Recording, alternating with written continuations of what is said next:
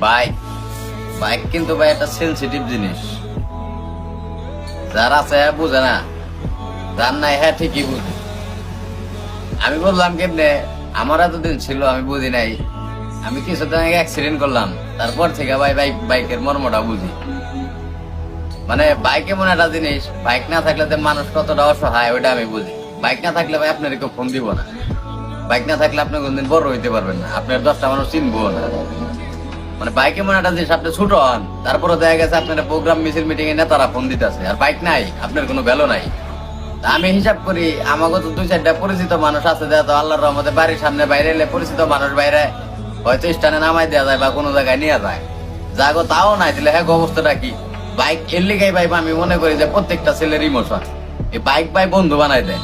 এই বাইকের ভিতরে অনেক কিছু ভাই লুকাই না থাকে। মনে করেন ভাই বাইক আছে, আপনার কাছে টাকা নাই, সমস্যা নাই, আপনার বন্ধুরা মনে করেন